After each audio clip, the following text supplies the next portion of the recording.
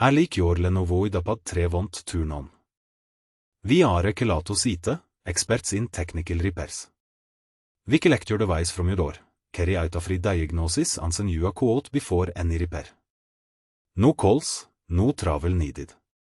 Vi are located at Calle Joaquín María López 26, in Madrid. Link in the description. The problem could stem from a faulty power supply, a the battery or internal hardware issues.